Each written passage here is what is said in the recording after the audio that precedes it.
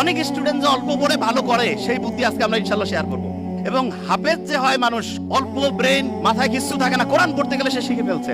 আল্লাহ কোরআনের মধ্যে এমন একটা অসাধারণ সামঞ্জস্যপূর্ণ শৈলী দিয়েছেন, ব্রেইনের মধ্যে ওই ওয়েভটা তৈরি হয়, ওই তরঙ্গটা তৈরি হয়, যেই তরঙ্গ তৈরি হইলে পরে পড়া লং টার্ম মেমোরি সেন্টারে রিজার্ভ হয়।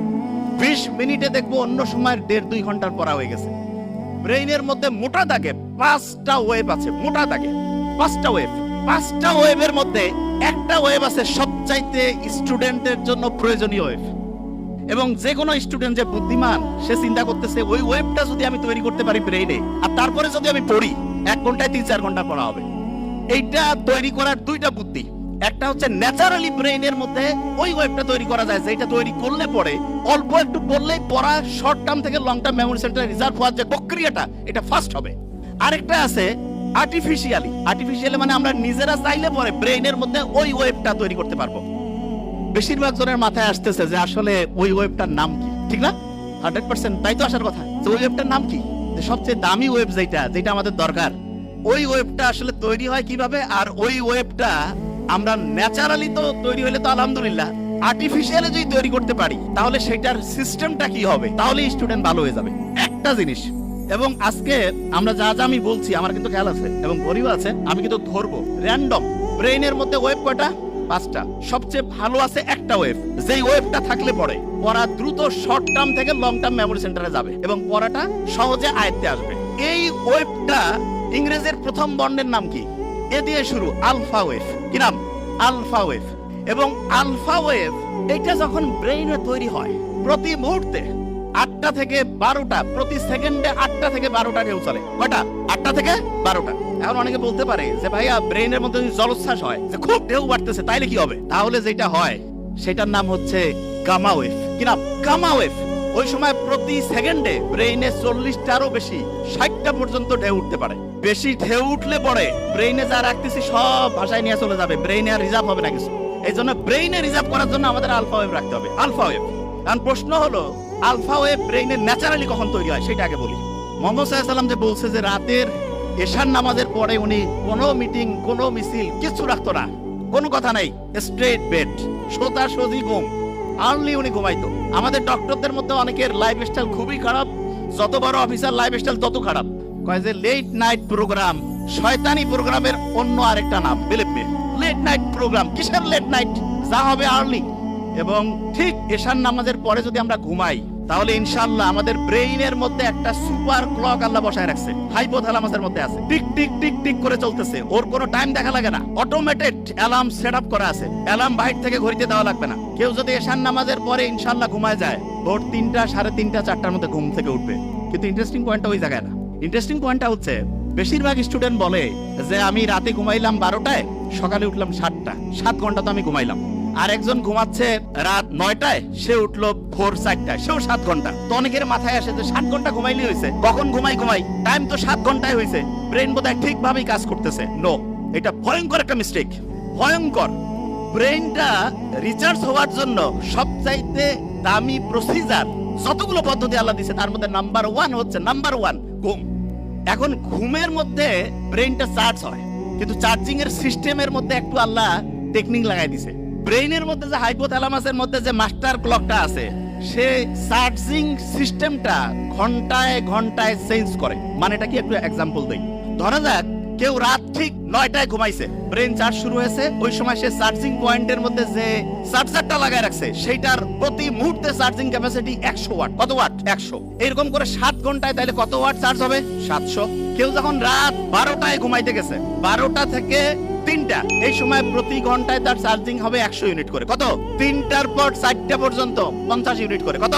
4টার পর ফজরের সময়, যে সময় শয়তান আসি কয় আরো ঘুমা, ওই সময় চার্জিং 20 ওয়াট। কয় ওয়াট? 20 ওয়াট। অনেক ছেলে মেয়ে আছে কয় আমি মাগরিবের সময় আমার দিন শুরু, ফজরের পরে আমার রাতের ঘুম শুরু। মানে রাতে সে ঘুমাইতে যায় ফজরের পরে, এবং সে বলে যে আমি 8-9 ঘন্টা ঘুমাই। আর্লি মর্নিং ফজরের নামাজের পরে ওই সময় চার্জ হচ্ছে 10 ওয়াট। কয় ওয়াট? 10 ওয়াটে সে যদি 10 ঘন্টা ঘুমায়, চার্জ কত ওয়াট হবে? আর আর্লি ঈশান নামাজের পরে 1 ঘন্টায় কত ওয়াট? 100। যে কাউকে যদি আমি বলি যে 100 টাকা একটা দিব আর একটা $100 দিব, কোনটা নিব? মূর্খ কবে ভাই আমার ডলার লাগবে, ঠিক না? তাহলে যারা বুদ্ধিমান বুদ্ধিমতী তারা রাতে আর্লি ঘুমাবে নাকি ফজরের সময় ঘুমাবে? আর্লি ঘুমাইলে কি ডলার পাবো না টাকা পাবো? 100 ওয়াট করে প্রতি মুহূর্তে চার্জিং হবে। এখন অনেকের মাথায় একটা প্রশ্ন আসে যে ভাই এটা কিভাবে কাজ করে, কারণটা কি? আল্লাহ ওই যে ঘড়ি হাইপোথ্যালামাসের মধ্যে বসায় রাখছে, সেইখানে ঘুমের মধ্যে দুইটা ভাগ করছে। একটা হচ্ছে ডিপ স্লিপ, কি নাম? আরেকটা হচ্ছে বলা যেতে পারে হালকা স্লিপ। বুঝার জন্য কি স্লিপ? হালকা। তার মানে একটা হচ্ছে ওই যে চার্জিং এর জন্য আছে না পাওয়ারফুল চার্জিং, ওই যে খুব দ্রুত হয়, এটা হচ্ছে ডিপ স্লিপ। কি স্লিপ? Deep sleep. আল্লাহ এমন মেকানিজম করছে, ডিপ স্লিপটা হবে রাত 9টা 10টা থেকে শুরু করে ভোর 3টা পর্যন্ত। কয়টা? রাত 9টা 10টা থেকে ভোর 3টা। এবং ইন্টারেস্টিং পয়েন্ট, আমরা যে ঘুমাই প্রত্যেকটা ঘুমের চক্র 90 মিনিট। ফুটবল কতক্ষণ করে চলে একটা সেশন, একটা ম্যাচ কতক্ষণ? 90 মিনিট। এই 90 মিনিটের মধ্যে এইরকম একটা ম্যাচ হয়ে গেল, আমার ব্রেইনের মধ্যে একটা সাইকেল পূরণ হয়ে গেল। কয়টা সাইকেল? একটা। এবং প্রথম রাতে আমি যখন ঘুমাবো, প্রথম রাতে, তখন আমার ডিপ স্লিপটা বেশি হবে। ডিপ স্লিপ যখন বেশি হবে তখন মূলত আমার চার্জিংটা হাইয়েস্ট লেভেলে হবে। কি লেভেল হবে? হাইয়েস্ট লেভেলে। আচ্ছা, যে জায়গায় আমি ছিলাম, প্রত্যেক স্টুডেন্টের মধ্যে যে প্রশ্নটা আসছে, আমরা তাহলে ঘুমাবো ঠিক এশার নামাজের পরে, তাহলে আমাদের ব্রেইনের চার্জিংটা হবে 100 ওয়াটের। আচ্ছা, পড়ার ক্ষেত্রে মোস্ট ইম্পর্টেন্ট, ব্রেইনে কোন ওয়েভ দরকার? Alpha wave. ন্যাচারালি আলফা ওয়েভটা আমি পাবো আর্লি মর্নিং। আর্লি মর্নিং মানে হতে পারে ভোর 4টা 5টা থেকে সকাল 8টা 9টা। এই সময়ে ব্রেইনে আলফা ওয়েভ থাকে এবং আলফা ওয়েভের ঢেউ প্রত্যেক মুহূর্তে 8 থেকে কত? 8 থেকে 12। এই সময় 1 ঘন্টায় যে পড়া হবে, দিনের অন্য সময় যখন ব্রেইনে আলফা ওয়েভ নাই, ওই সময় ওই 1 ঘন্টার পড়া পড়তে 4-5 ঘন্টা লাগবে। তার মানে হচ্ছে একটা মুসলমান স্টুডেন্ট বা যে কোনো, সে যে ধর্মেরই হোক, কারণ ব্রেইন সবার জন্য সেম ওয়েতে কাজ করবে। আল্লাহ সবার জন্য কিছু জিনিস ইউনিভার্সাল করে দিয়েছেন। একটা ব্রেইনের মধ্যে আলফা ওয়েভ তৈরি করে যখন স্টুডেন্ট পড়তে থাকবে, তখন দেখা যাবে যে সেই স্টুডেন্ট 1 ঘন্টা পড়লে পড়ে 4-5 ঘন্টার পড়া তার ব্রেইনের শর্ট টার্ম থেকে long term memory centre reserve হওয়ার প্রক্রিয়া গতিশীল হবে। তার মানে যেই স্টুডেন্ট আর্লি মর্নিং পড়বে সে আলফা ওয়েভ পাচ্ছে এবং তার পড়ার গতি খুব দ্রুত হচ্ছে। এটা হচ্ছে ন্যাচারালি। এখন অনেকে বলতে পারে যে ভাই আমি ন্যাচারালি তো জানলামই, আমি কৃত্রিম ভাবে ব্রেইনে আলফা ওয়েভ তৈরি করতে চাই, সেইটার কোনো বুদ্ধি আছে কিনা? এটা সবচেয়ে ইন্টারেস্টিং যে আমি কৃত্রিম ভাবে তৈরি করতে পারি। যখন মন চাইলে তখন ব্রেইনে আলফা ওয়েভ নিয়ে আসলাম, তার মানে অল্প সময়ে পড়লাম, পড়া হিউজ ভাবে হচ্ছে ইম্প্যাক্ট করে ফেললো। এইটার জন্য আল্লাহ অসাধারণ একটা সিস্টেম দিয়েছেন আমাদের, এবং আমি আশা করব যে কোনো পর্যায়ের লোক, যে কোনো, এখন থেকে এই জিনিসটা ফলো করতে পারে। সেটা কি? বিজ্ঞানীর অবাক হয়েছে, আমরা যখন নামাজের মধ্যে দাঁড়াই, নামাজ যখন কেউ পড়ে এবং মন দিয়ে নামাজ পড়া বলতে কি আমি এখন একটা ঘটনায় আসছি, মন দিয়ে কেউ যখন নামাজ পড়ে, ওই সময় তার ব্রেইনের মধ্যে আলফা ওয়েভ তৈরি হয়ে যায়। কি হয়? Alpha wave. নামাজ পড়ে আসলাম, এবং ইসলামে কিন্তু ফরজ নামাজটা মসজিদে পড়ার পরে অন্য যে কোনো নামাজ বাড়িতে পড়তে উৎসাহিত করছে।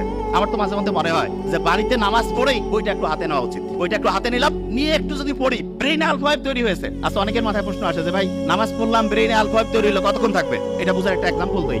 ফ্যান একটা চলতেছে, যদি বন্ধ করি সাথে সাথে কি অফ হবে? কিছুক্ষণ ঘুরবে না? অ্যাবসলিউটলি এই ঘটনাটা ব্রেইনে ঘটে যখন আলফা ওয়েভ। নামাজ পড়লাম, নামাজের পরে যদি 20টা মিনিট পড়ি, 20 মিনিটে দেখবো অন্য সময়ের 1.5-2 ঘন্টার পড়া হয়ে গেছে।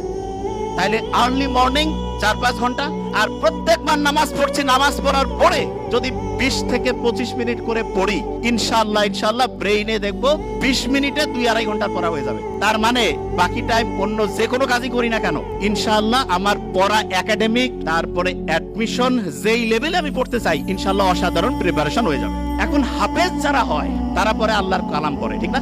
এবং কোরআনের গঠন শৈলী কেউ যদি অ্যানালাইসিস করে অবাক হয়ে যাবে, এত সুন্দর মিল। আমি তো আরবি পড়ি, বুঝার চেষ্টা করি। কেউ যদি সূরা নাসটা পড়ে, নিশ্চয়ই মনে মনে একটু আমরা যদি পড়ি, হ্যাঁ, কুল আউযু বিরাব্বিন নাস, মালিকিন নাস, সবগুলোর মধ্যে একটা কি অসাধারণ ছন্দ আল্লাহ দিয়ে রাখছেন। এবং এই ছন্দটা এমন যেটা ব্রেইনটাকে, তরঙ্গগুলোকে হচ্ছে কুল ডাউন করে আলফা ওয়েভে আনতে হেল্প করে। তার মানে নামাজের টাইম নাই, মন চাচ্ছে যে আমি একটু পড়া আমার আলফা ওয়েভে পড়বো, কোরআনটা বের করে সূরা ফাতিহাটা একটু পড়ি, আর কিছু করা লাগবে না। তারপরে হচ্ছে 20 মিনিট পড়বো, ব্রেইন আলফা ওয়েভে ইনশাআল্লাহ 20 মিনিট অটোমেটিক কাজ করবে। অনেকে মনে করে কোরআন পড়তেছি টাইম লস হবে, মূর্খ। ব্রেইনে আলফা ওয়েভ থাকলে যাই করবো 20 মিনিটে তো 1.5-2 ঘন্টা। কেউ পারবে আমার সাথে? কেউ পারবে? প্রশ্নই আসে না। কোরআন যখন পড়ে কেউ, দেখা যাচ্ছে ক্লাসের পড়া হয় না, সাধারণত হাফেজিতে, সাধারণত এখন আল্লাহর রহমতে ট্রেন্ড চেঞ্জ হয়েছে, দেখা যায় যেই ছেলে মেয়ের কোনো বুদ্ধি শুদ্ধি নাই, কাউকে আল্লাহর রাস্তায় দিয়ে দাও। আল্লাহর রাস্তায় দিল, কিন্তু দেখা যাচ্ছে সেও হাফেজ হয়ে আসছে, ঠিক না? তা আল্লাহ তো বলছে যে আমি তো তোমাকে হেল্প করবই, এবং আল্লাহ যে প্যাটার্ন দিয়েছে সেইখানে কোরআন পড়ার পরে আলফা ওয়েভ তৈরি হয়, দ্রুত তার পড়া দেখা যাচ্ছে শর্ট টার্ম থেকে লং টার্ম মেমোরি সেন্টার রিজার্ভের প্রক্রিয়াটা গতিশীল হয়। তার মানে আমরা তিনটা জিনিস অলরেডি শিখছি, শেয়ার করেছি তিনটা জিনিস। নাম্বার 1, আর্লি মর্নিং যদি পড়ি ব্রেনে কোন ওয়েভ আলফা, যখন নামাজ পড়লাম তারপরে কোন ওয়েভ, যখন কোরআন পড়লাম তারপরে কোন ওয়েভ আলফা, তিনটা বুদ্ধি পেয়েছি। আচ্ছা, এখন একটা প্রশ্ন আসে, সেটি হচ্ছে অনেকে বলে যে ভাই আমি তো নামাজ কালাম পড়ি, রোজা রাখি, সবই আছে, একটু ইসলামের বাইরে অন্য কোনো কিছু করি, তা কি এমন হবে? ভালো আমল আর যদি খারাপ আমল কাটাকাটি করে কিছু থাকলে তো আমি ডান হাতে আমল নামা পেয়ে বেহেশতে চলে যাব, এরকম চিন্তা কিন্তু অনেকের মাথার মধ্যে আছে।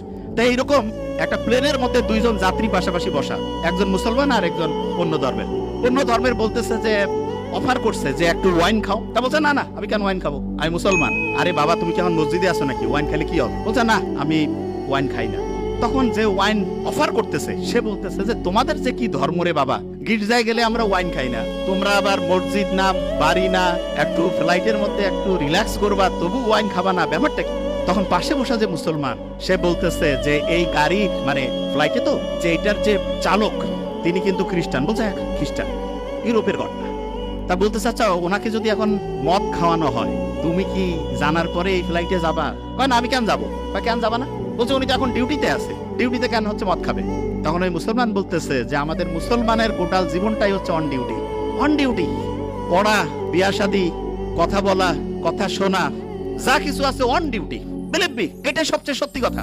অনেকে আমরা মনে করি কি মসজিদের মধ্যে যাবো ওই সময় আল্লাহ আল্লাহ করবো, আল্লাহ আল্লাহ তো অবশ্যই করবো, কিন্তু আল্লাহ প্র্যাকটিক্যাল জিনিসটা সবচেয়ে বেশি পছন্দ করেন, সবচাইতে বেশি পছন্দ করেন প্র্যাকটিক্যাল। এবং আল্লাহর কাছে যখন আমরা দোয়া করি রাব্বানা আতিনা ফিদ দুনিয়া, দুনিয়াও লাগবে আখিরাতও, হ্যাঁ, তবে দুনিয়া পাইতে গিয়ে যাতে আখিরাত ধ্বংস না করি, এইটা খুব গুরুত্বপূর্ণ। নিশ্চয়ই বাদশা সোলাইমানের ঘটনা আমরা জানি। বাদশা সোলাইমান ওনাকে একবার এসে বলতেছে যে তুমি কি দুনিয়া চাও না আখিরাত চাও? তো উনি খুব বুদ্ধিমান, আল্লাহ নবী সম্ভবত, আমার এটা আবার বাদশা সোলাইমান, হ্যাঁ দাউদ আলাইহিস সালামের সম্ভবত সন্তান, আমি যতদূর আমার মাথায় আসে। তা উনি বলতেছে বুদ্ধি করে চিন্তা করে যে না আমি আখিরাত চাই। তা বললো তুমি আখিরাত চাও, দুনিয়া তোমাকে খুশি হয়ে দিয়ে দিলাম। তার মানে কেউ যদি আখিরাতে চিন্তা করে, অনেকে চিন্তা করে আখিরাতে চিন্তা করলে দুনিয়া ধ্বংস হয়ে যাবে, কমপ্লিটলি মিস্টেক।